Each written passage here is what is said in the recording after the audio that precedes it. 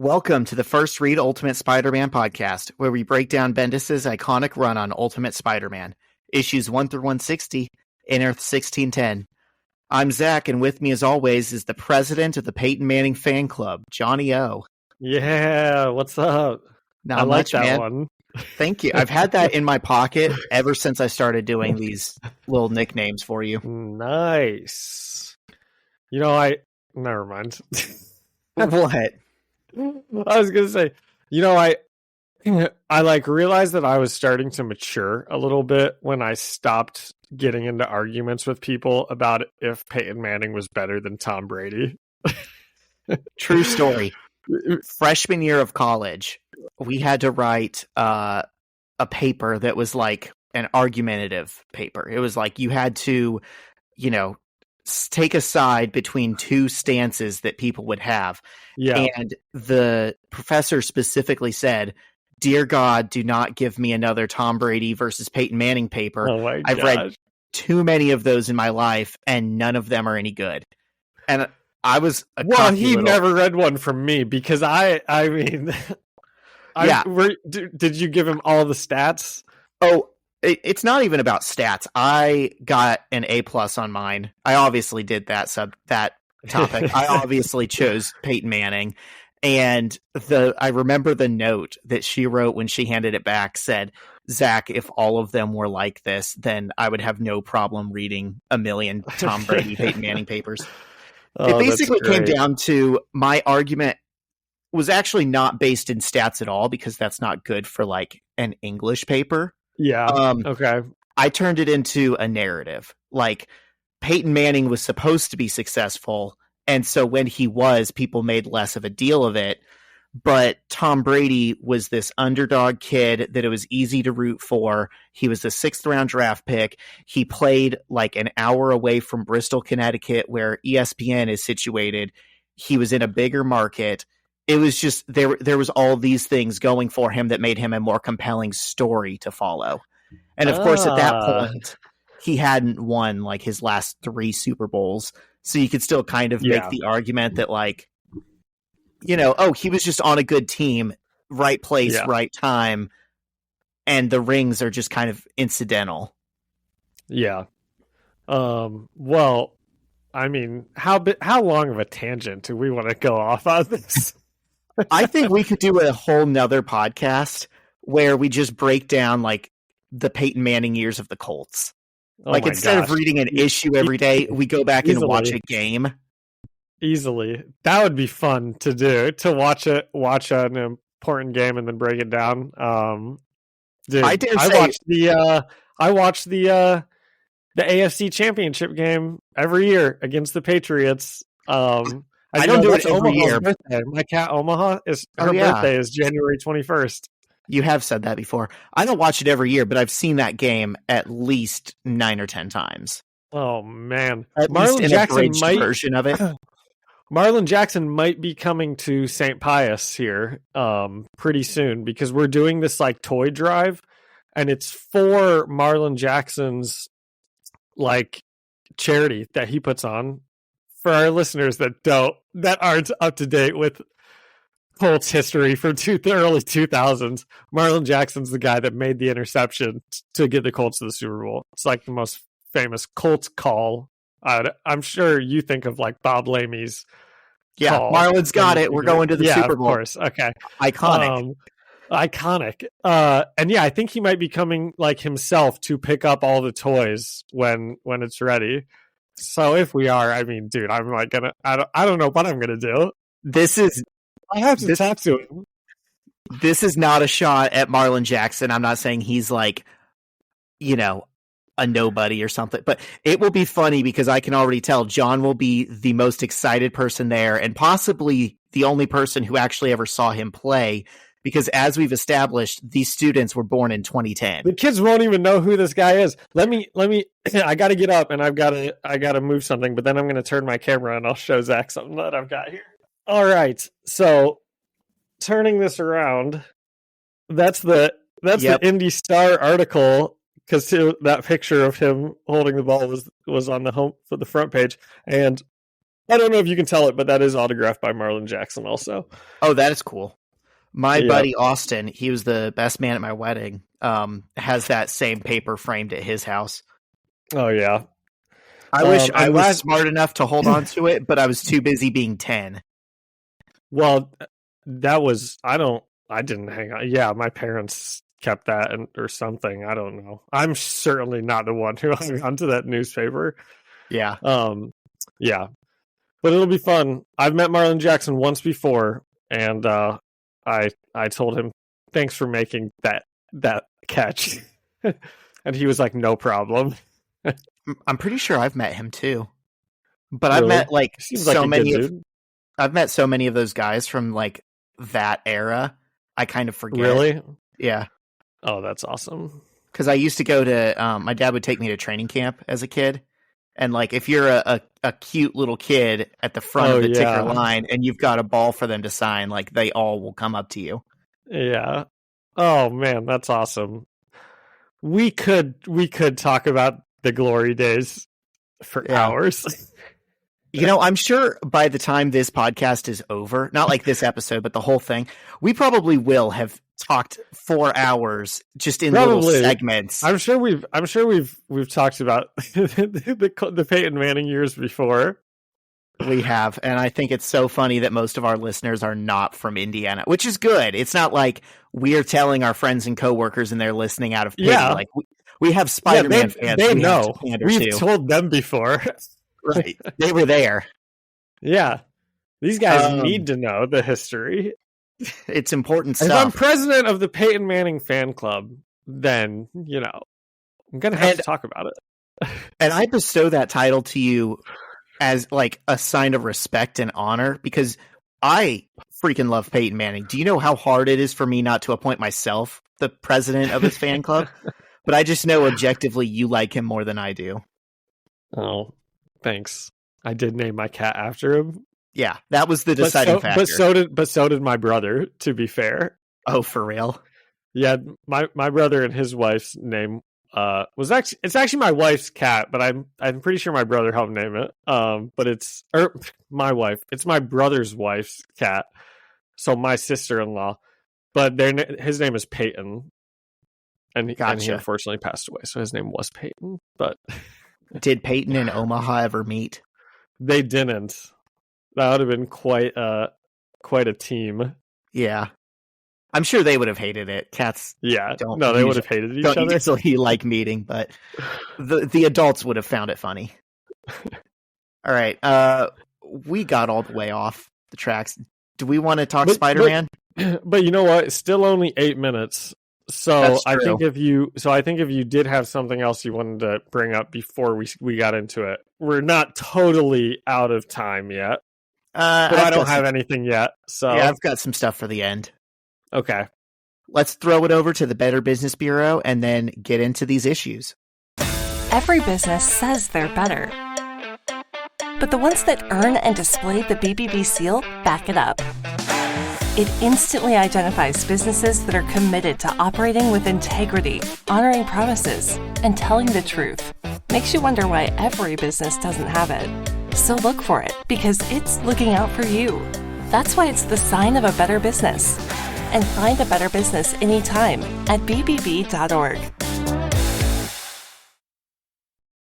And we're back. So, I've got issue 76. John's going to be doing 77. And we're finishing up the Hobgoblin run. Yes. We've made it to these last 2 issues without actually seeing the Hobgoblin. So hopefully he appears now. This is the regular starting 5. Bendis, Bagley, Iliopoulos, J.D. Smith, Scott Hanna. Okay, so before we even start this, I can't believe it. We haven't looked this up yet, but did these issues come out? I'm all fingers and thumbs today, Zach. I feel like I can't get my words straight. Did these issues come out before Spider-Man 3, do you think, or after Spider-Man 3? Definitely before. What is this? I think this is like 2005. Definitely before. Okay. Yeah, Spider-Man 3 was 2007, so... Yeah. Okay, you're right. But this is not the first run that has had Harry Osborn as the Hobgoblin. Is he the Hobgoblin like a lot? Or is this the first time he was like the new Goblin? Because in Spider-Man 3, he's not the Hobgoblin, he's Right. New Goblin. I think this is the first time he's the Hobgoblin. I think he's been the second Green Goblin before. Oh, really? Let me do some research. Yeah, I'm going to look this up also and see. Oh, because other characters were the Hobgoblin. Yeah. I don't think he is. This is not the first run where he's been the Hobgoblin. He's been the Harry? Hobgoblin before. Yeah. I think. Oh, wait. 616? I think. No, I don't know. I don't know, Zach. You know, I'm not the comic Spider-Man expert on this podcast. Yeah, he's been the Green Goblin. Yeah. Wow, well, very cool. But do they ever even like call him the Hobgoblin in this? I guess the title of the issues. So I mean, we haven't seen him goblined out yet, so I don't think anyone's had the chance. Yeah. He hasn't been gobbling up anything. Not even on Thanksgiving. Like nuts. Anyways, I'm getting us back on track. We're very distractible today. So we open on Peter standing in front of a giant flaming brown goblin that is Harry Osborn. Because he was kind of changing at the end of the last issue, but we didn't get to see what he changed into. I think I'd call him more orange than brown. You think just so? If I'm trying to paint a picture for the listeners. I mean, he's orange, brown. He's like caramel. Yeah. And Peter tries to wrap Harry up in his webbing while he thinks about how much he hates Norman for doing this to his own son. And Harry easily rips his way out of the webbing. And Peter asks Harry how this happened, but Harry doesn't answer, and they just keep fighting. That's going to be the recurring theme in this issue, is they're just fighting. Yeah, Zach gets the easy ones. And as they're fighting for 20 pages, the two tear through the walls and windows of the building, and Peter wonders why Harry would want to fight him. And Harry catches Peter's fist so hard it hurts him, and then throws Peter by his fist into a nearby building, and Peter falls to the street below. And a man gets out of his car to check on Spider-Man and asks him, "What happened? You run out of webs?" And I think that's funny. That's just something this man knows can happen. That is funny. And in the panel before that, he's like falling out of the sky, and he puts a bunch of web down on a car to like trampoline himself as he falls, which I thought was kind of funny. He makes like a web cushion. Yeah. I feel like it should be sticky. If anything, I feel like then he should be like stuck to the car, but whatever. Huh. Yeah, that's true. And the cars behind them in the street start to blow up as Harry rampages through them. And Peter thinks to himself, he's not a villain. He's not his father. He's hurting. He's just a guy like me. I don't know what I'm supposed to do here. I just want things to go back to the way they used to be. And John, I think we got him here. I'm going to see if you noticed what I noticed. Oh my gosh. What did I miss? We cut back to Midtown High School, where a teacher notices Peter and MJ aren't in their seats. And he says, "Whatever they're doing, I hope it's worth the detention they're both going to get." And then we go back to the fight. Did you notice it? No. What? All the fight scenes take place at night. The sky is dark. The moon is out. But then the teacher back at Midtown is just waiting on them to get back to class. Zach, the moon is out in the first panel. In the first page of the comic, the moon is out. And it's like so bright. It's like a full moon. Gosh, something did when we cut back to the school. When I was reading this, I was like, "What happened? Is this like this? Is this Present the next day? What? Yeah." And it did feel weird, and then and that's why, because it's nighttime. It's so strange, and we don't need that bit of dialogue at all. We don't need to know that, like, I mean, it's kind of comes back later that Mary Jane is still out of her seat, but it's just so weird. And the only even somewhat main character really that's there to react to it is Liz Allen looks sad, like for no reason. Yeah, like, I guess because her friend's going to get a detention. Yeah, I thought that little bit also was just like, what are we supposed to, like, yeah, we get it. Peter's not in school. I did kind of think like, oh, MJ's not there also, but I didn't think anything of it. I was just like, she's probably like with watching Peter or something, or going to Peter, or something or other. But which we does could have assumed later. that would, but we could have assumed she was like doing that without needing to see that she was out of school. I actually initially thought that, because there's 2 desks, I thought they were going to be like, oh, Peter, where's Peter and Harry? Because Harry goes to that school now also. Yeah, there could have been 3 desks There that were could empty. have been 3 desks. Yeah. Because as we know, all these, it's a big school, but all the main kids are always in the same classes, and they're always sitting right next to each other. That's what I was about to say. It goes Kong, Flash, Liz, MJ, Peter, and Harry, all within a 6-desk radius. And when Gwen was alive, Peter was splitting down the middle between her and MJ. Yeah, all in every class. Yeah, all the teachers. That is kind of something that would be funny. Like, as a teacher talking in the teachers' lounge, like we kind of know which kids are. I'm using quotes, but like dating, it's like 7th and 8th grade, right? So dating is like not, but we know which kids are like dating each other and which kids are fighting and lovers triangles. And it would be funny to put like a boy in the middle of like his ex and his current girlfriend, just to laugh about it. Like, you're evil in the teacher's lounge. Yeah. Oh, the man. Girl that lives at his house and his girlfriend who feels weird about that. Hey, I know MJ's been feeling really jealous, so let's put Peter sitting right in the middle of him. Or let's put Peter and Gwen together, and let's put MJ on the opposite side of the room and just really see what happens here. Just winks at the TA. Hey, watch this. Yeah. Peter, Gwen, why don't you guys partner up, okay? You guys do this together. Flash here with MJ. Yeah. No, really, if they wanted drama, they would put Kong with Gwen.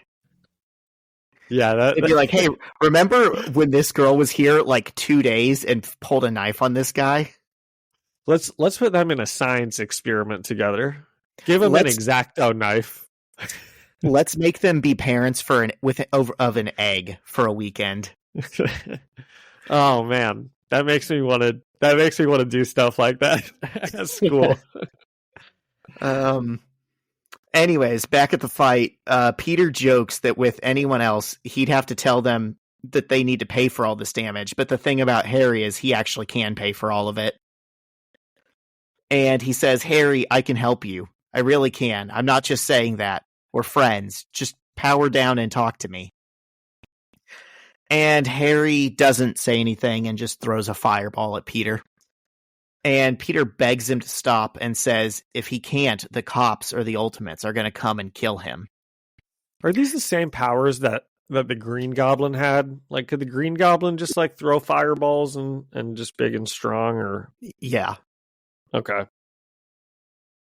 Yeah, he's like exactly the same. He just doesn't look just as green. Cool. Yeah. Which one doesn't look as cool? This one, I don't think. The Green Goblin has an intimidating face. He kind of looks like, I don't know, a puppy. Well, this dude kind of looks like, isn't the Abomination like kind of supposed to look like this, where he's got like gills on him and stuff? And this looks like Harry does kind of have like, he looks like a gargoyle version of that.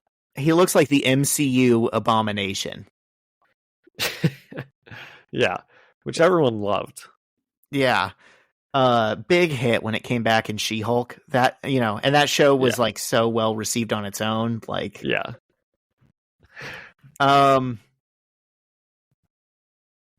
And as Peter is talking to Harry, Harry's imaginary toxic friend Shaw is also giving him advice. And Shaw says this ends one way. You know what you have to do. Do it. And Harry tries to attack Peter again by knocking over a streetlight. And Peter is asking the right questions. He wonders to himself how Nick Fury was dumb enough to let Harry back into society. And honestly, I'm wondering the same thing. Oh man, what did I type here? I definitely said something there where I'm like, Peter finally catches on that Fury is a dumbass. Took him long enough. And just then, Mary Jane comes up out of the subway and into the middle of the fight. And she sees Harry smash Peter through a car and yells out to Peter. And both Peter and Harry kind of stop and look up and see her. And Shaw says, "There, that'll do it. Go." So apparently Shaw's goal is just to piss off Peter or something. Like, he just sees MJ and is like, attack. And I think at the moment we don't really know what Shaw's goal is, but to me it seemed like just the classic, like, he just wants to hurt Spider-Man as much as possible. So now that he's seen MJ, it's like that's it, Yeah. So Harry leaves Peter in the crushed car and charges at MJ. And right before he can touch her, Peter catches him with a web and flips Harry over himself and onto the ground away from MJ. And he then swings MJ onto a nearby rooftop and yells at her to ask what she's doing there. And she starts to say that she came to confront Harry. And Peter screams, "I told you to stay away from him!" And Peter yells at her to go. He's in the right. I'm done having this situation where sometimes we get mad about Peter overreacting. This is absurd behavior by her, okay? Like, I'm not defending her right now. I think when you said Peter yells, that's like a negative connotation. I think what I wrote later on was Peter loudly articulates. Okay. Okay, John's right. In this instance, the woman is stupid and wrong. Okay, I didn't say that, but I know that's what you think about women. So that's no, man, I'm putting this on you. Yeah. Okay, he does yell at her. She is stupid to come down there. Both are right. She's not even like, I came down to check on you.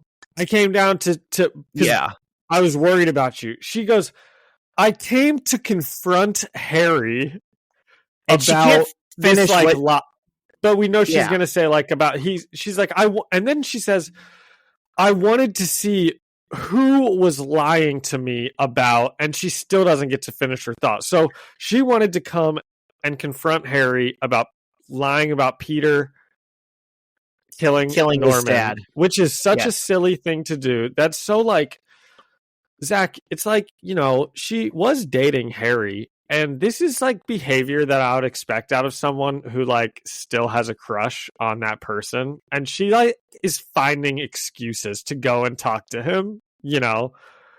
That's interesting. My read on it is, if he lied to you about something as big as your current boyfriend killing his dad, what makes you think another conversation is going to fix anything? He's just going to lie to you again. And she doesn't even say, I came to confront Harry about lying. She says, I came to confront Harry about who was lying to me. That's also an absurd way of phrasing that to Peter, who has been telling you for so long to stop going and talking to this guy.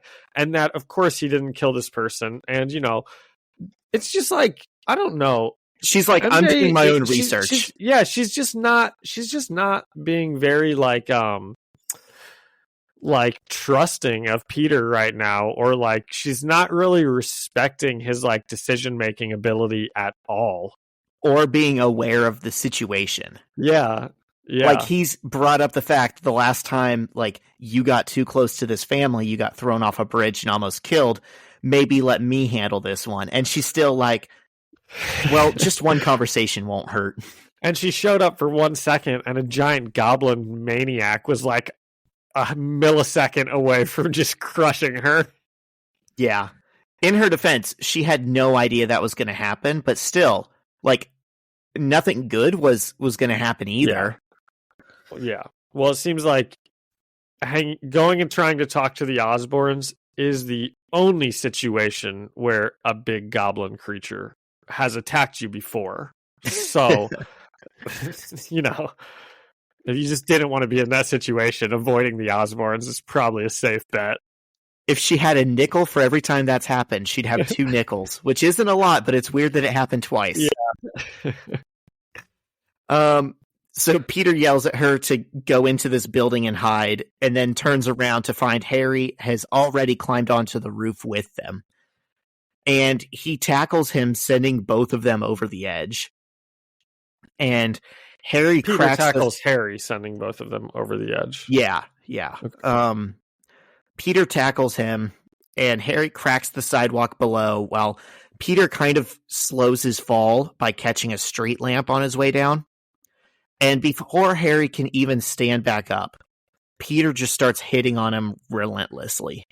And we get the sense that he's not holding back, and his punches are actually doing a lot of damage. I love this. Like, the art, I can't explain it, but it just conveys so much like power to these hits. And we've seen Spider-Man punch people a million times before, but these feel like you can tell he's like leaning into them. Yeah. And he keeps yelling, "Stay down! Why is this happening? Why? Why?" And Harry mutters, "Do it. Kill me." And we see Peter with his fist raised, and the issue ends. And the goblin creature looks like kind of like scared and sad. You know, I think he looks pathetic. Yeah. Wow. Like he's about donezo. Okay, so this brings up a lot of questions about how in control Harry is. Okay. Yeah, because now he can talk. Earlier, it seemed like he maybe couldn't talk. Or he was just choosing not to. It seems like now he was choosing not to. Yeah. Because then we kind of also have to ask, would he really have killed Mary Jane if he got to her just to antagonize Peter enough to kill him? Because that seems to be the goal here after, you know, these last couple panels, as he wants Spider-Man to kill him. So his mental state right now is kind of a mystery. I know you famously hated the circles issue back when we were figuring Norman out, but I feel like that gave us a sense of how jumbled his thoughts were, how incoherent his goals were, the way he was thinking. It would have explained behavior like this and made us actually think, oh yeah, that's why Harry is capable of killing MJ. We just don't get that in these issues. Instead, to show we us. Just get like, we get a guy whispering in his ear who's not there. That's exactly what I was about to say. We just get like Shaw saying like a half sentence or two at a time, you know, and it's always cryptic, and we never know what it's really referring to. It feels like something he could break through if he really tried. Whereas Norman in the Circles issue seemed like a fundamentally broken man. Like his psyche was just gone. Yeah. Yeah. Well, this seems like, and I think it seems like it in the next issue we're about to read also, that this is effectively just Harry inside. Like he comprehends the situation. He just wants to die. Yeah. He understands it well enough. Like, he's in control enough. I think there's some influence, but his choices are still his own. Yeah. Yeah, Shaw is still like in there kind of messing like an evil version or something. I don't really know, but It's like the devil on his shoulder. yeah. So what'd you think? It was a fast read. I gave it 3 out of 5 minutes it took to take notes on this. Wow. That is a fast read.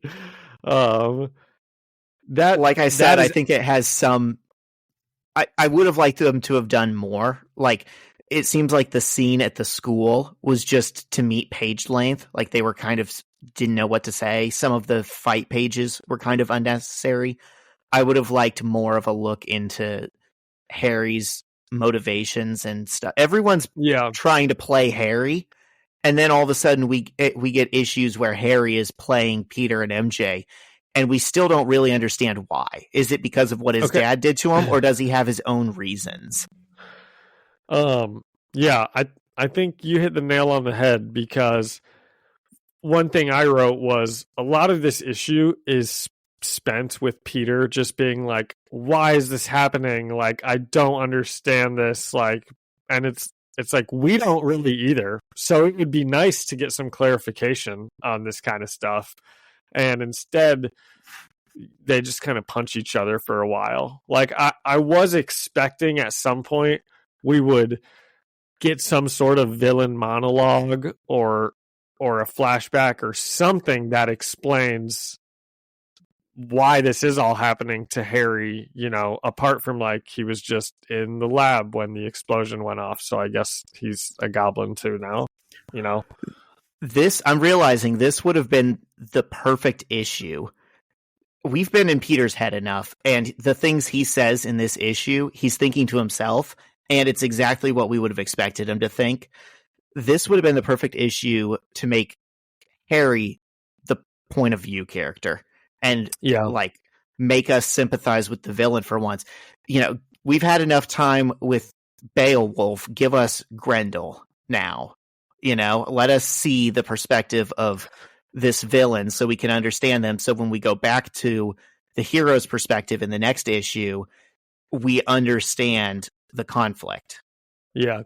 And that would be a really good, like, little, I can't think of the word, but like a similar to what we got with the Norman, you know, when he was the Green Goblin. So it'd kind of be a nice little thing where, you know, we got like an issue like being inside his head, and now, you know, 100 issues later, we're inside like Harry's head in the similar situation. For sure. It would have been fun, but far be it from us to tell BMB how to do his job. Well, I gave this the same exact percentage as you. I gave it 6 out of 10 web trampolines, but that does reduce to 3 out of 5 minutes taking notes. Gotcha. Okay. You got anything else? I'm done with this issue. Nope, I'm done with it. Okay, issue 77, Hobgoblin, part 6. Same creative team that we've been with. So the Hobgoblin is asking Peter to kill him. Peter's like on top of him, just right where we left off. And he's managing to mumble the words, "Please, Peter, you have to." And Peter tells Harry to please let him help. And Harry, who's in Hobgoblin form, but I'm probably just going to call him Harry the whole reading, he begins to cry. And we see Shaw telling Harry that Peter is not going to kill him. He's not a killer, and only his father can end this. And he needs to go find his father. So that's pretty like good clarification on what their plan is, which does seem to be, let's just make Peter mad enough that he kills us. And since he's not going to do that now we need to go find Norman, because Norman will kill Harry, I guess is the thought process. I just don't buy that. It's just, like explicitly said. I know it's said here. I'm saying when we saw Harry first come back to the city, he didn't seem suicidal. He seemed like no, this doesn't make sense at all. He had plans, you know. He had like machinations in the works. He didn't even let his grandfather sell some land that had been the lab that burned down. And he said, why? We're going to get a good price for it. And he said, because it's mine. Like, he seemed like he wanted to run things, not like he was going to try and kill himself via Spider-Man. Yeah, and even when he calls Harry and he calls Peter a couple issues back, and he's like, I need a favor, you know, a favor for a favor, or whatever he said, bring the suit. Was his plan, was the favor he was really thinking, like, I'm going to get Peter here, then I'm going to transform into the Goblin, also Peter will kill me? Was that really like what we're supposed to believe his like goal was over the last 4 issues? It feels like either there it doesn't make any sense, or the plan changed, you know? For a while, like, I thought he wants to free Norman. Yeah, I could that's what it should have been. I mean, right? Because that's what it seemed like Shaw's plan was also. Shaw wanted him to go get Norman, and then and maybe what they're trying to go for here is like, well, now that Harry has turned into this goblin, he's like so overcome with like how horrible he is that he just wants to die. But that's not what's happening either, because we can see like his psyche as Shaw, and this is clearly what Shaw's plan we're supposed to think has like been the whole time, you know, because this seems to be like going to plan for them. I don't know. Yeah, it doesn't really make sense. It's not really that great. Would have been better if he was trying to get his dad out. Not gonna lie, this arc had a lot of potential. And it feels like they left a lot of it on the table. Yeah. So, and unfortunately, that's like what this whole issue's about. Is like Harry's like trying to die. Not unfortunately. I don't think it's a bad issue or anything. But so Harry begins to cry, and Shaw tells Harry that Peter's not going to kill him. Only his father will kill him. And Peter tells Harry, were you about to say something? Did your parents ever say, I brought you into this world and I can take you out? If they did, they were probably quoting The Cosby Show, because that's from The Cosby Show back, and that's like a very famous like line. I didn't know that, but that's just all I thought of. Like, oh, your dad. Yeah. Go to Norman. He brought you into this world. He can take you out. Yeah, I won't go so far as to say that's like the first time that phrase was ever spoken, but when I hear that phrase, I can still like picture the scene of like Bill Cosby like saying that to Theo. You didn't watch The Cosby Show? He was probably already a bad guy before you when you finally got old enough to watch The Cosby Show. I never watched the show, but I watched his stand-up, obviously, when I was young, and you know, he was like the good role model comedian that you were told to listen to as a kid. Crazy. Yeah. Do you remember this is, you can cut all this if you want, but do you remember a bit he would do where he was like at the dentist and like couldn't talk? Or of course. The dentist is trying to have a conversation with him. That's like probably one of the first stand-up bits I ever saw, because I remember my parents being like, you guys have to watch this. It's the funniest thing we've like ever seen. It was so funny. I had that whole, I don't know how you call it, if it's like a stand-up comedy set, I guess, that album. Yeah. The bit would be like the track, like that specific song or whatever. Okay. I had the whole album on my iPod. That's awesome. He's a good guy. Shame. So wonder what he's up to these days. Yeah. So Peter reaches out his arm, because Peter's still like, I want to help you. And Peter reaches out his arm, and Harry grabs it, and Peter's spider senses start going wild, and Harry just grabs Peter and chucks him away. Kind of right as the police show up, and the police begin to open fire on Harry, but the bullets do nothing. And Shaw, sometimes we get like shots of like Shaw talking to him, and Shaw says they're going to have to do more, and then Harry yells, "Do more!" and he blows up a bunch of cars. And so Peter swings back into the fight and kicks Harry before Shaw says, "Harold, look." And he tilts his head towards the skyline and says, "That will do it." And even as I read that, I can't quite remember what he's even like referring to. The Triskelion is like on the horizon. Oh, is that what he's looking at? Okay, we do then cut to the Triskelion. Gosh, I don't remember how these stories interconnect. Sometimes I like reading my notes. I'm like, oh yeah, that's what happens. So at the Triskelion, Nick Fury is being interviewed about his superhero team, and the lady's like, "Man, these your heroes seem to cause a lot more problems than they solve." And it's great that everyone in universe is starting to see Nick Fury for who he is, which is a total incompetence. And your tax dollars hard at work. Yeah, yeah.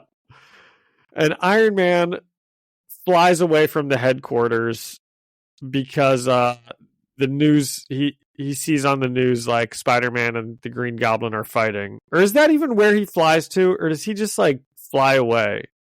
It's weird. He was flying away before we see Fury find out about the Hobgoblin situation, and Iron Man was already in the air before that. So I think he was just flying around. The reason I like couldn't quite remember this was because Shaw is like, "Harold, look," and they look into the distance, and like the very next shot, is of the Triskelion and Iron Man like flying away from it. So I thought we were about to cut back and Iron Man was going to be like joining the fight. And this continues a long history of me thinking cool characters are going to show up in these issues that don't end up showing up and doing anything. Because it's kind of a letdown when Iron Man is flying towards the battle and you don't see him again. I don't understand the point. Flies past the battle and he's like, "Sorry, I've got a pretty lady with drinks that's waiting on me." Yeah. He's just flying past Manhattan into like whatever city's past it for a date. He's like, "I'll deal with this tomorrow." So the news lady's like, "Oh, there's a breaking story. Spider-Man and Hobgoblin are in a big fight." And Fury immediately is like, "Gosh darn it, it's Harry Osborn." Somebody call the agent that was supposed to be surveilling Harry, and then we immediately get like a smash cut to like an agent underneath the earth with like his arm and his phone out showing, and I actually thought that was kind of funny, Zach. Fury is 100% responsible for this, and he immediately is like, "Where's that underling that I instructed to do something that he can't possibly handle?"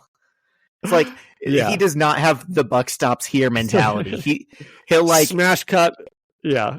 No, he'll give a terrible order and then look to punish the person who followed it through. Yes. That's exactly what's about to happen. But yeah, it is. Where is the surveillance agent? Someone call him. Smash cut to the agent is dead underneath rubble.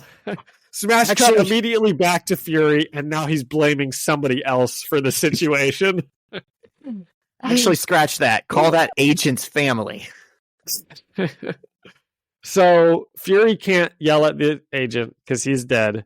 So he starts berating the doctor who checked on Harry, and he's like, "You told me that he was fine and there was no goblin in him, and blah blah blah blah blah. This is all your fault."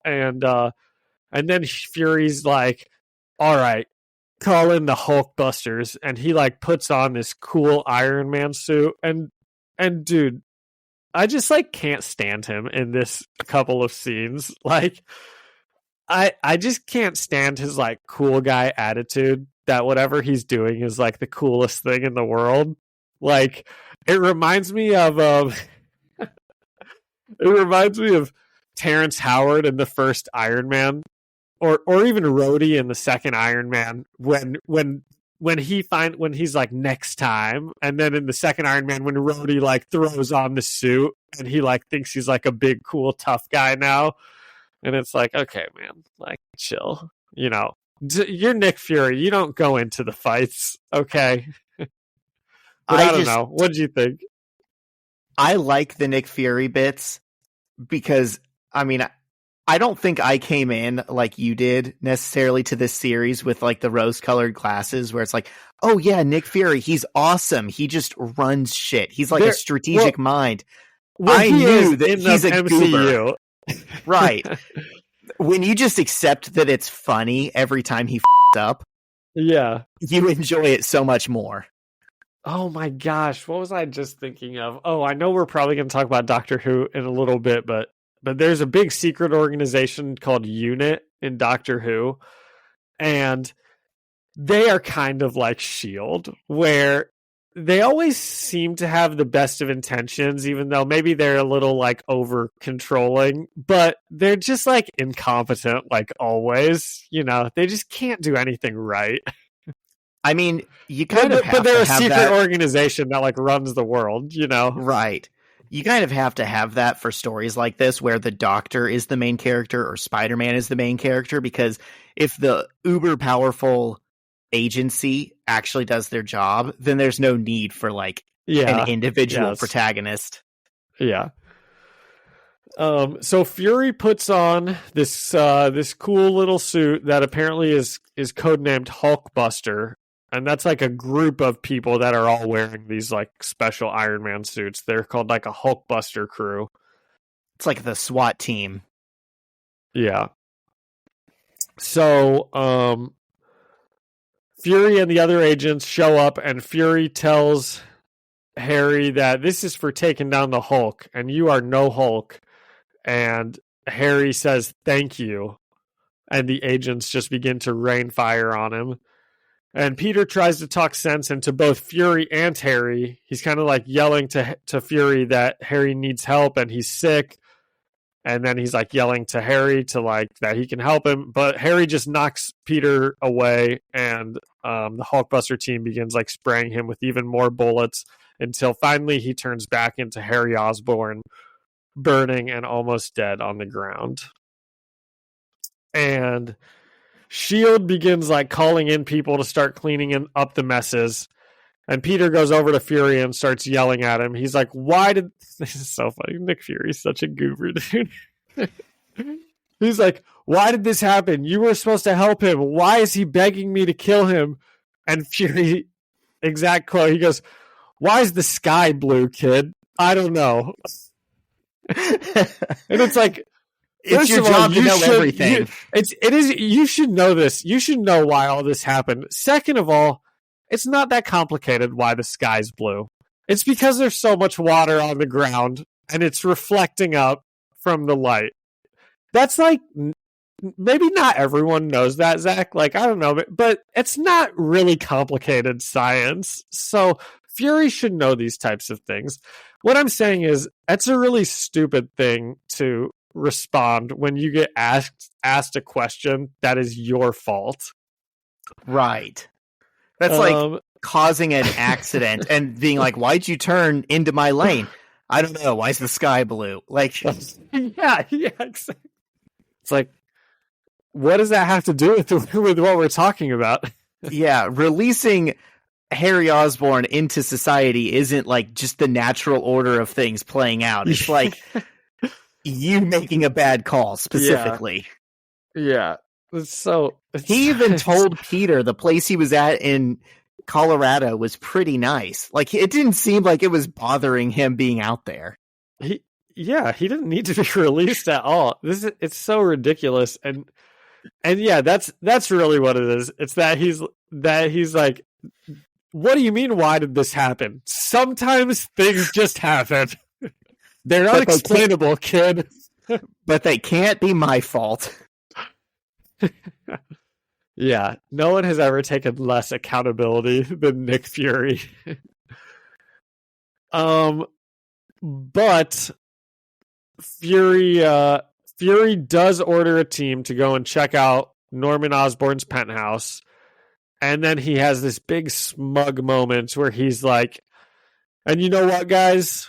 We're going to cooperate with the local and state police. Okay, no cover up this time. Let's really tell them what happened." And it's just so something about it is just so terrible. And I'm not the only one that feels that way, because on the next page we get an awesome picture of Peter just cold clocking Nick Fury, and I loved it. I knocked did. his eye patch off too. Yeah. Oh my gosh, he did. Yeah. And Peter gets shot with some electrical thing, and Fury's like, "Okay, stop shooting." But then he's really angry at Spider-Man. He's like, "You go home." And Spider-Man gives him a look, and he's like, "Go home." And Fury tells the team to keep Harry alive and begin studying him. He wants the Oz formula in time for his birthday. And once they crack that code, he says, "I think it's time for Peter Parker to say goodbye to those spider powers." And he's just like a villain now, huh? I mean, like, there's like little redeeming qualities about him.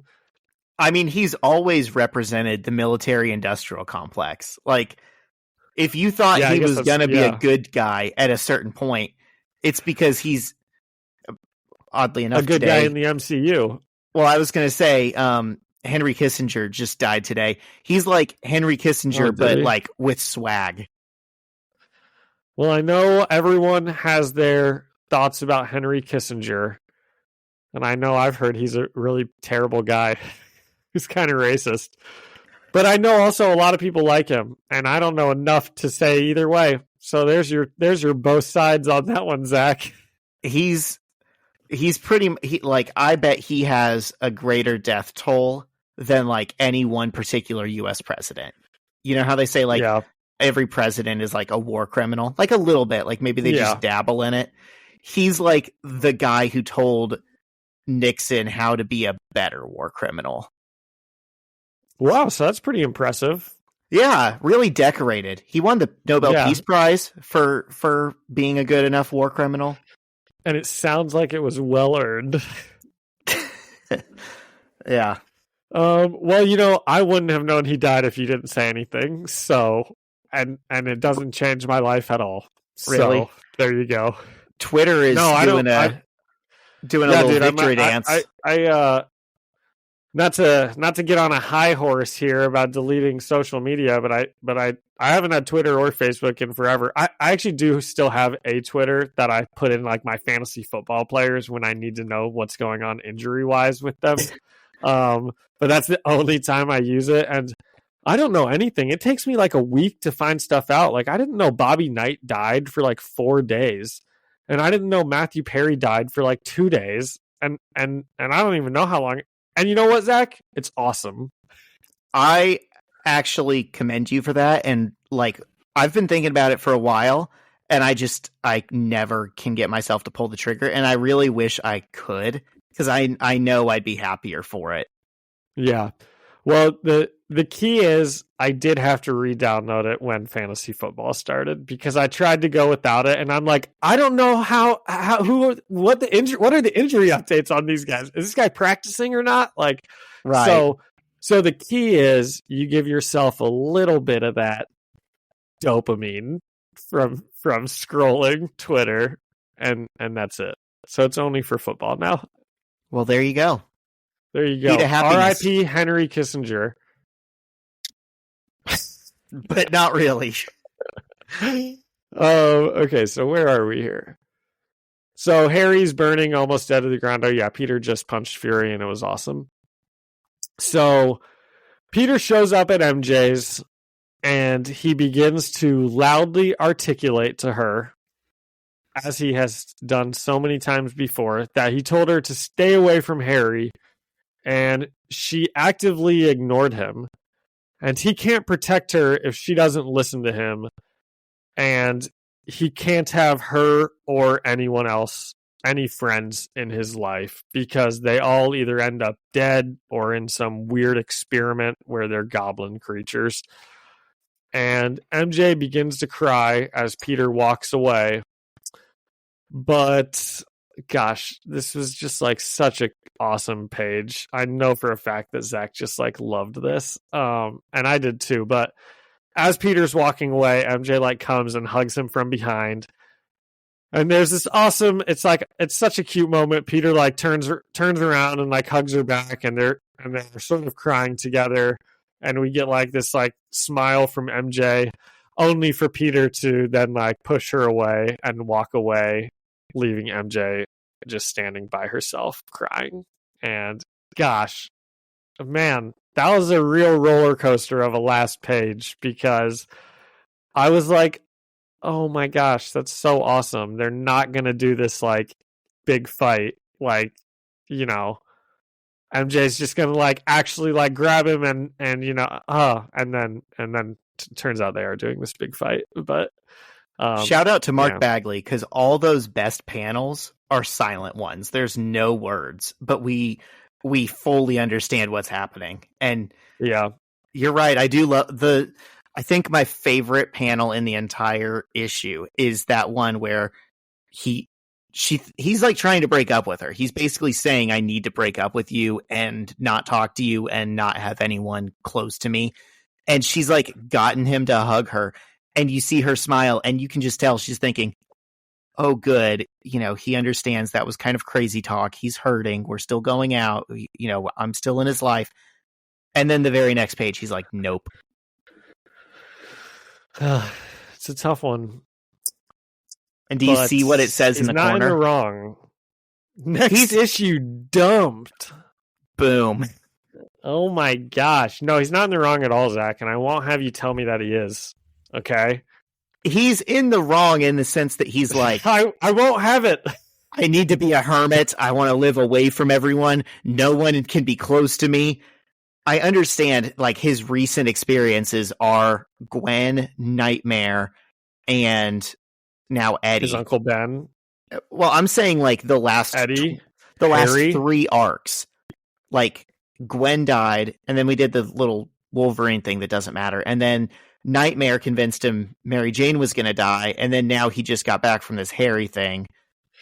But it still seems like an overreaction to me. Like, sure, dump MJ if you need to, but don't give this speech about how, like, when I grow up, I'm going to live alone.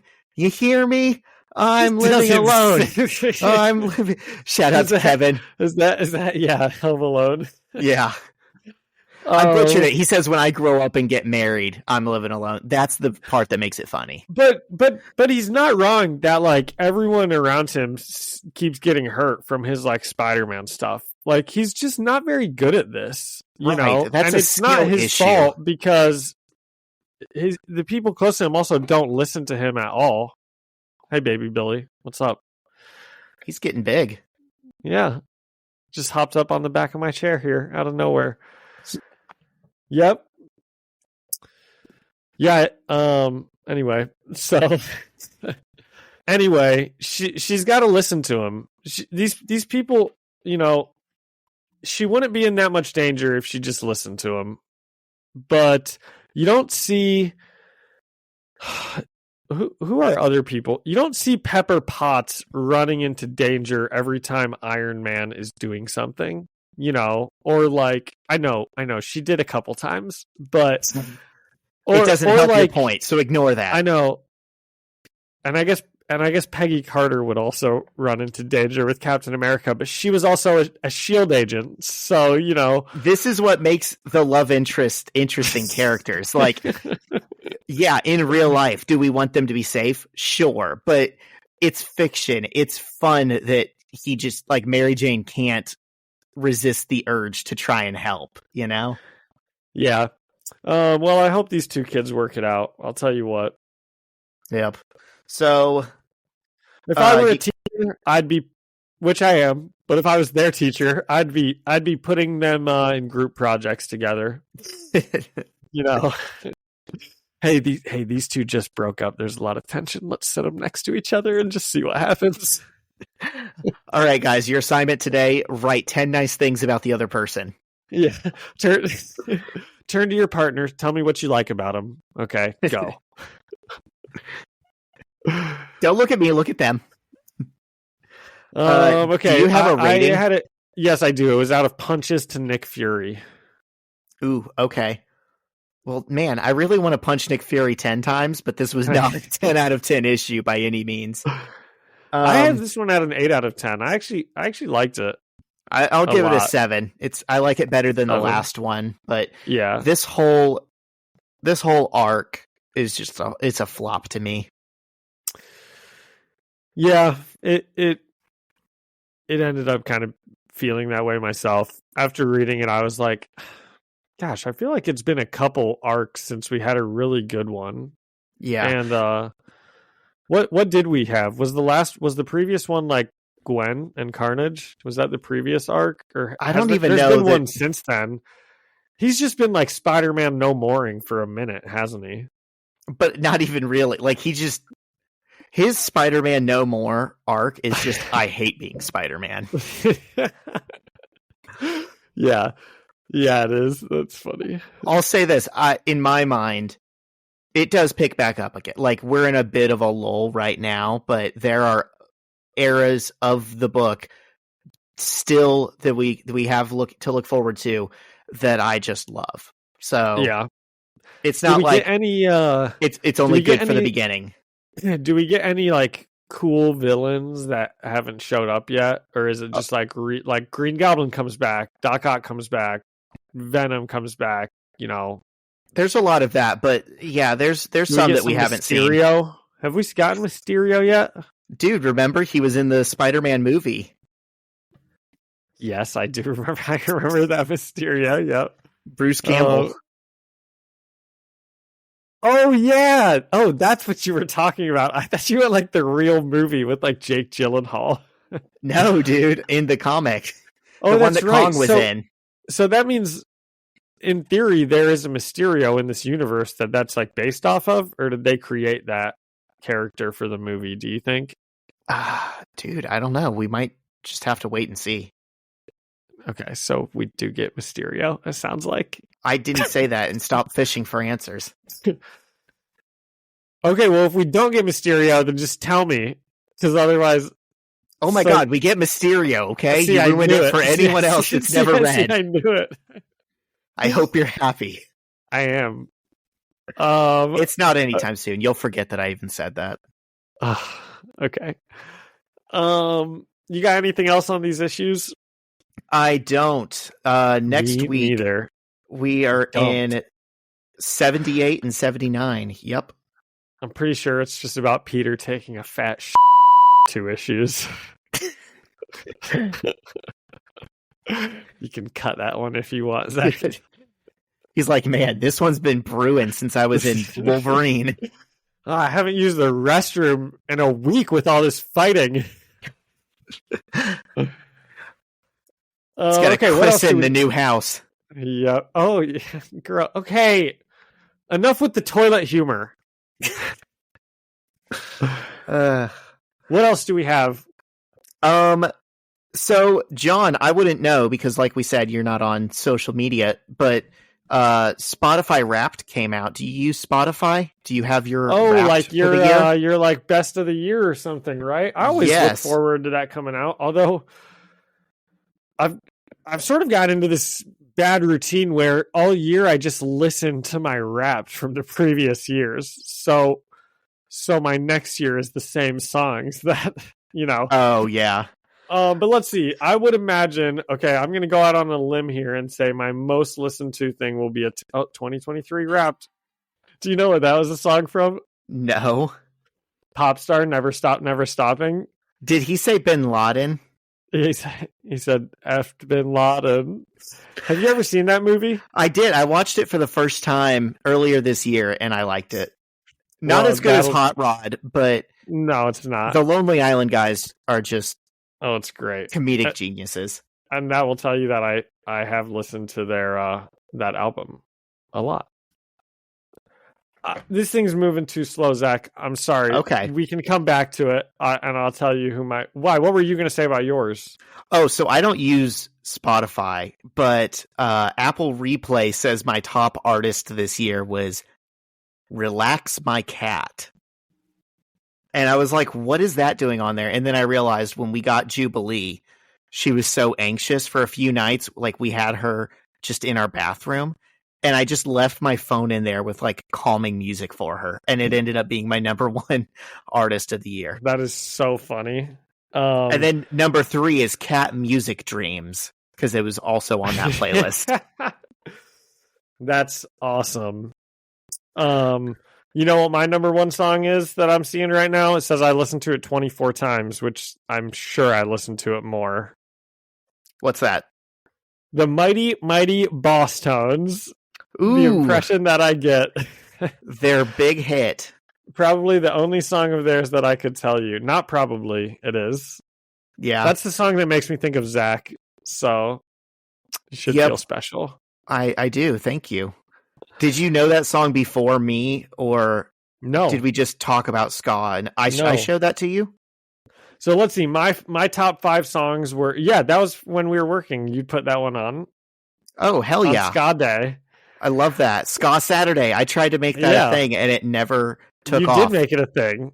It was my thing, and John kind of liked it, and everyone else just rolled their eyes. Zach got to play the music on Saturdays. And Zach played ska, which I can dig. And then everyone else was like, why aren't we listening to, popular Travis music? Scott. Yeah.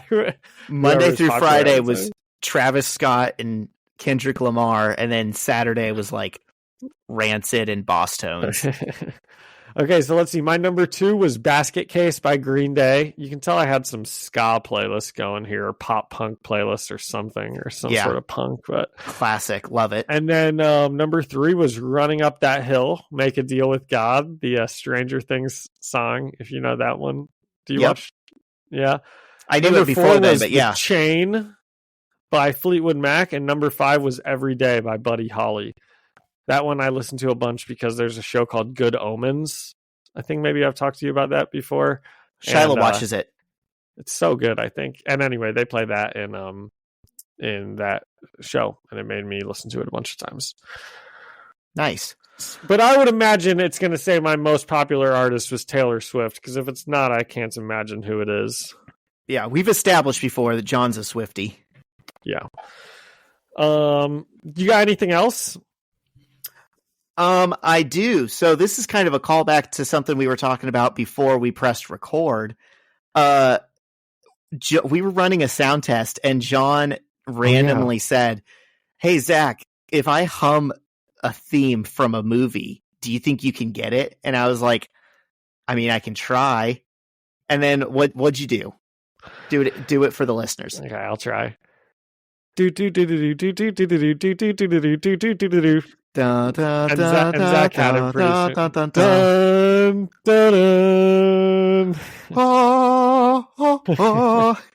Yeah, so Zach did not need that long. He needed about 2 seconds of it, and well, it was funny because it's obviously the Duel of Fates from Star Wars Episode 1. Duel of the Fates. Duel of the Fates.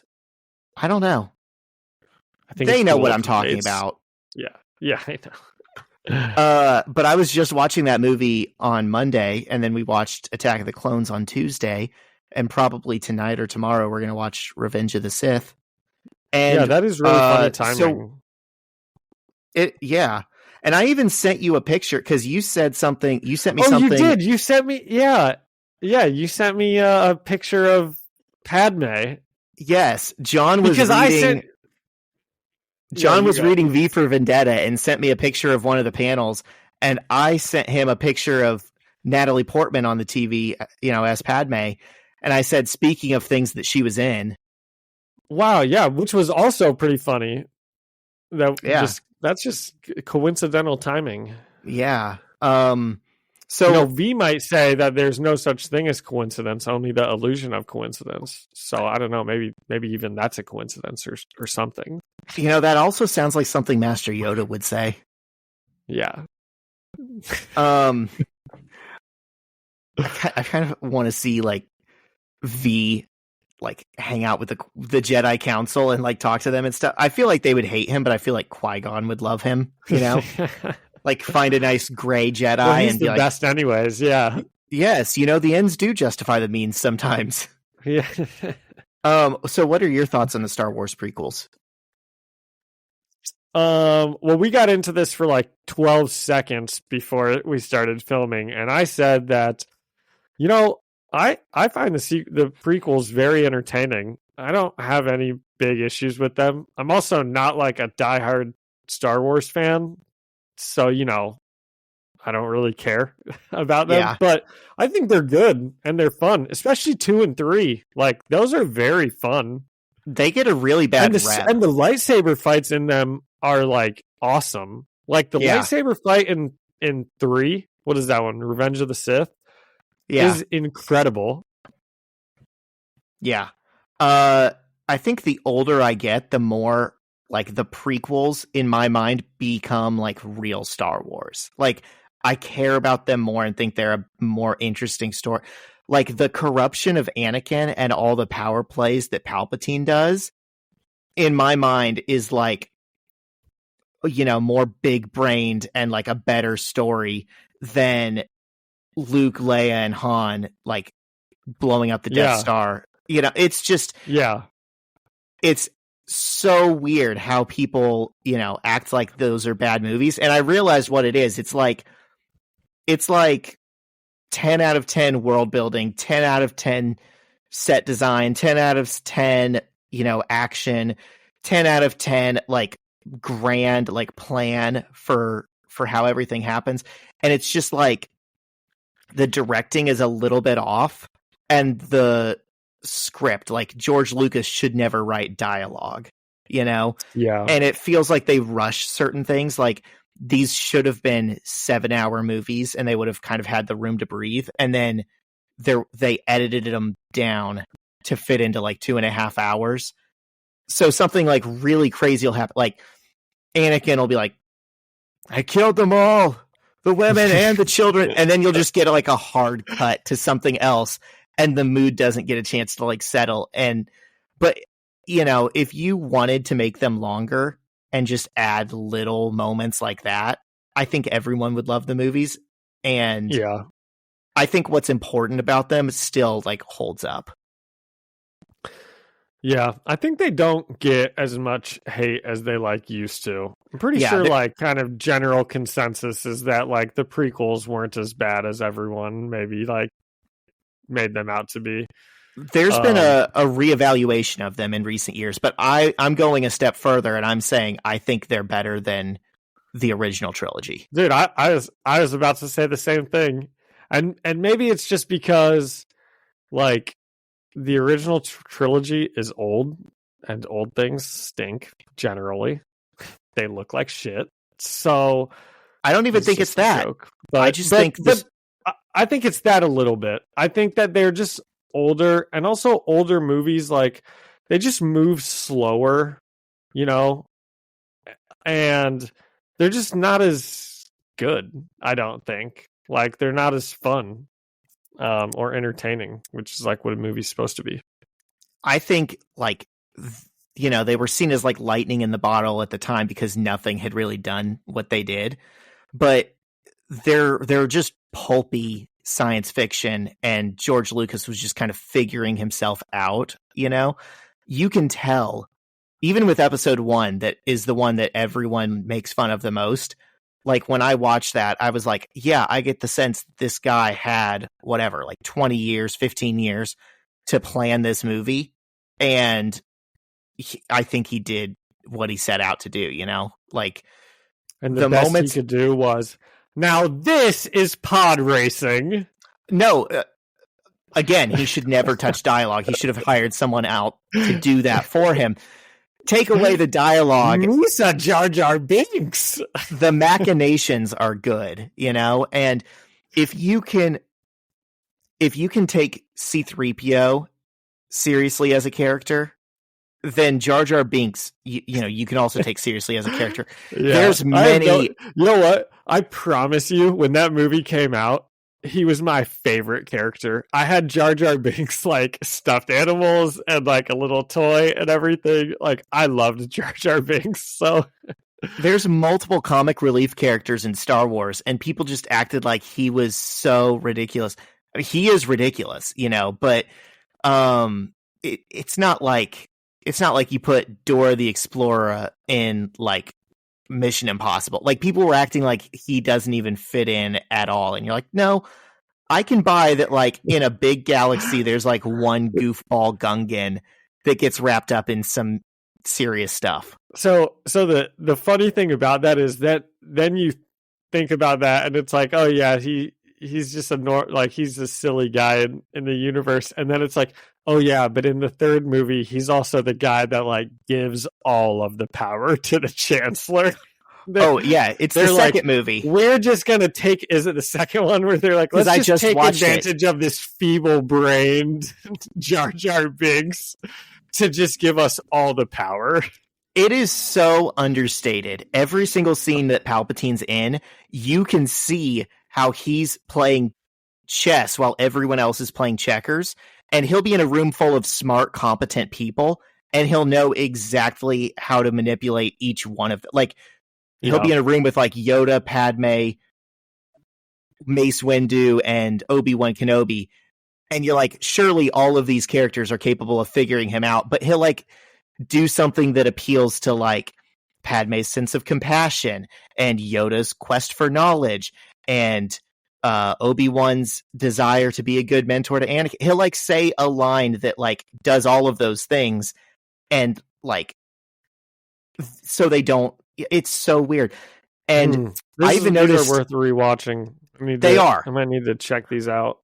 I even noticed a line early on in episode 2 where Padme says like her whole political thing, her whole position was opposing the creation of a military. And then she goes away and like deputizes Jar Jar to take her vote. And he didn't know that was like her entire political identity. And he's the one who like cast the deciding vote to make the military. It's like, you couldn't make it up. They just had so much faith in his good nature that they thought he could like handle politics. And then he didn't. Like he gets played. Oh my gosh, Jar Jar. It's so fun going back to these. Would these. that universe be if Jar Jar Binks wasn't there? But it's like they had Palpatine had set so much up. It's like they had to remove Padme. Either she would have stayed for the vote and gotten assassinated, or she had to leave and they give it to Jar Jar. It's like he puts everyone in a position where he's playing both sides, so he always comes out on top. Yeah. Well, nice. I'm glad you're getting enjoyment out of those. Yeah, I didn't expect to rant about that long, but it's been fun. Well, I know we touched on it. I've been reading V for Vendetta because it finally came in the mail, and it's a good bit of fun. It's kind of fun seeing the scenes from the movie. Like it's obviously the movie's not like a perfect retelling of the story, but it's pretty similar. But there's a bunch of extra stuff in the book, just like there always is in books versus movies. Not as good as the movie though. We could just jot it down to old stuff being worse than new stuff, but it's just not quite as good. There's just some excess fluff in there that isn't like needed, and parts of it didn't age that well, probably. Like in the comic, Evie is 16, which might be the age of consent in England. I'm not sure. It might be legal, but it's not ethical. But either way, it's still really off-putting to like You just make her 18 or 20 Yeah. or whatever she is in the movie, and then it's not weird watching this girl go out and like, you know, she's gonna do prostitution because she's needs money and it's a terrible world she lives in, and it's not as weird because she's not a child, you know. Yeah. But it's still pretty good, you know. I'm about halfway through it, so there's a lot left. Nice. I will say, you know, I have to do a mea culpa because I think a couple weeks ago I said that Alan Moore, V for Vendetta, was one of the things that he actually kind of liked of his. Nope, I was wrong. He hates it. Of course. That didn't sound right to me at the time. Because he hates everything that's been done of his work. I'm telling you, I think the only thing he liked was like an episode adaptation of the Justice League cartoon. When I heard, because when I was doing some reading about it, and when I read that Alan Moore actually doesn't like the movie, I was like, oh my gosh, someone's going to comment in and yell at me for having the audacity. This, like, Alan Moore is going to find this and be like, hey, actually, I hate that. And now I also hate your podcast for saying that. If Alan Moore owns a computer, I bet he has every key phrase regarding comic books like blocked. He doesn't even want to find our podcast. Yeah, he does. He does. For a second, I thought you were going to say like he's like has it like ready to read at all. Like that's all he does is like search Twitter. But you're right. That guy does not ever want to read about his comics or anything. That industry chewed him up and spit him out, and he's bitter for it. Oh man, yeah, it's sad because he's good. The Killing Joke is really good, and you know Watchmen is really good, and V for Vendetta. I'm halfway through it, but it's pretty good, and it's like they're all such classics. You know, I didn't know you'd read Watchmen. Oh yeah, it's like one of my favorites. Dark Knight Returns also, was that Alan Moore too? I think that was what's his name? Frank. Yeah, you're right. Frank Miller. Yep, you're right. Frank Miller, yeah. Yep. Yeah, I guess he was upset that the movie is like more Americanized and everything. But I don't know. I don't see it. They're both good though.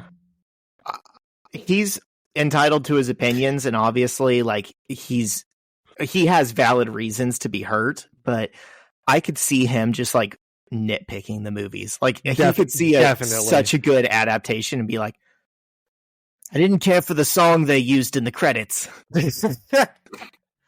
Oh my gosh, that 1 out of 10. True.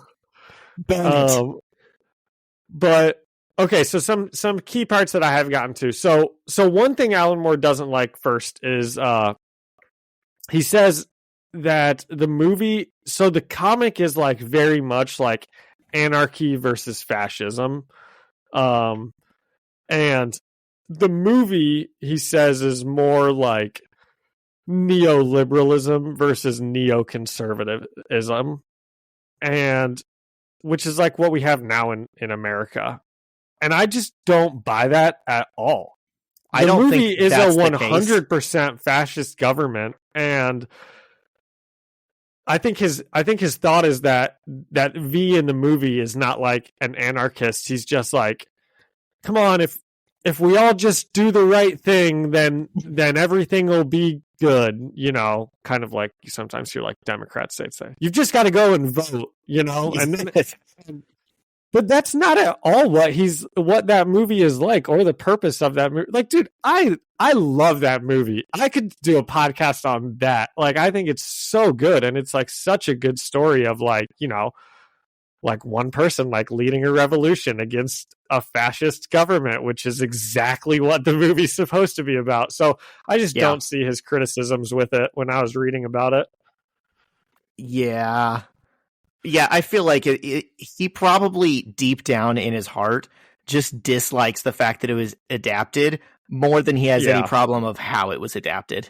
Yeah, I think you're right that he probably like nitpicks everything. Like someone like says a line and he's like, that wasn't in the comic book. Yeah. Or like in his script, he'll like have, you know, on their bookshelf they have this book about this or something, you know. Yeah. he's interested in Rasputin, and that means this about his personality. And then it's like that book doesn't show up in a bookshelf in the movie, and he's like, well, you just didn't understand the character at all. Yeah. But we'll come back to it when I finish it, and we'll see how it ends and everything. Hell yeah. I probably need to pick it up and reread it too. I haven't read it since Have you read it? I read it when I was in college. I read pretty much every comic I could get my hands on at the ISU library or at the Books A Million that was in town, which was not a lot. But it was classics like Watchmen and V for Vendetta, and none of the DC stuff, because DC's crap. There's one scene in the book that it's like one that I'm kind of referring to when I talk about like things that have like aged badly, or it's just kind of weird seeing like a 16-year-old be put in the same situation you'd maybe normally see like a woman get put in. But she's been taken back to V's like shadow gallery, just like in the movie. And she's like, V, I've been here for like weeks, and it's okay that you haven't, but you haven't tried to sleep with me at all. And do you just not like me, or maybe you like boys, or blah blah blah? And it never even gets mentioned. But it's like, it's because you're a child.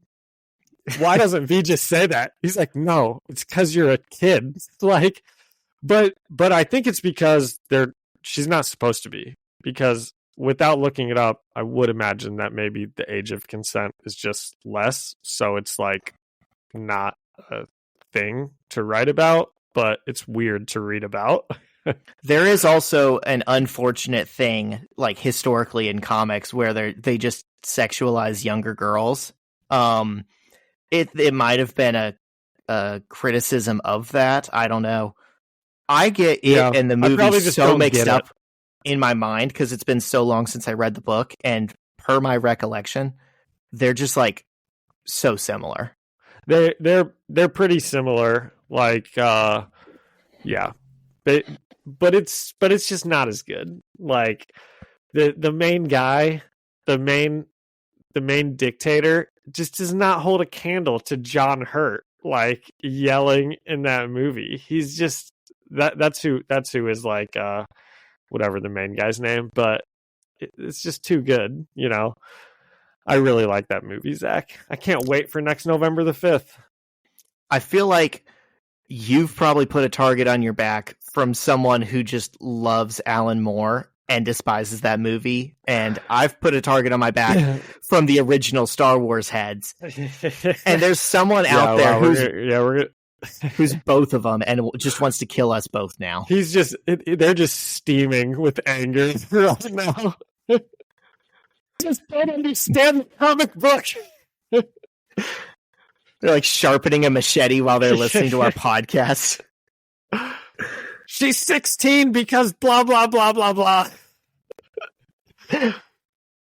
Okay, I got one more thing to talk about here, and then I don't know if you have anything else. But the first Doctor Who episode came out. Did you watch it at all? I didn't. You can see it on Disney Plus. It's on Disney Plus. I plan to. I probably will watch it maybe this weekend. Definitely before we record again. But I figured since we weren't going to do that episode until this little event wraps up, I had some time. Yeah, it's Oh well, should I? It was pretty good. It was a lot of fun. You know, it had its moments that were pretty goofy that I won't talk about because maybe we'll talk about them. Like, you know, we can get into details if you ever watch them. But gosh, Zach, there is one scene where, if our listeners remember, when Zach said what he thought Doctor Who was about, I think your exact quote was, "It's just someone like shouting random words and phrases, just that's and pulling knobs and levers." And dude, there is a scene in this episode where it made me laugh because that is exactly what they are doing. It's two characters, and they are both just like bouncing off of each other, babbling incoherent science lingo and just pushing buttons and pulling knobs. And I was watching it with my sister, and I like paused it, and I was like, this is literally what Zach told me he thinks of when he thinks of Doctor Who. And I was like, no, dude, it's not really like that. Like, it's and it is like exactly like that I've ever seen. I had like never noticed it in such a way before. I love it. Can't wait. You will know the scene I'm talking about, because they're just saying nonsense. They're just. I hate that now you're going to be looking for that, and you're probably going to see it in every freaking episode. I probably, but it was pretty good. I think Neil Patrick Harris is in the next one, and it's going to be a very good one, I think. Cool. Well, there's not really, it's still a weeknight. There's not really enough time for me to start the next Star Wars movie. Maybe I'll watch that episode tonight instead. Oh, you should. You should. Yeah. All right. Do you got anything else, man? Oh, I don't have anything else. Do you? I do not. Well, then I guess it's time to say goodbye for another week. Womp Sad. womp. Thank you to Ian Hickey for the music and Alyssa Seaman for our artwork. And thank you to all the webheads for listening and leaving us a review or an angry comment about Zach and I's Star Wars and Alan Moore knowledge. You can find us, the First Read Ultimate Spider-Man podcast, on Spotify or Apple Music or anywhere else you listen to music or podcasts. And you can come and chat with us and leave us a comment on Instagram at First Read Podcast. Send us an email at firstreadspidey@gmail.com or find us on YouTube, First Read Ultimate Spider-Man Podcast. See you next week. See ya.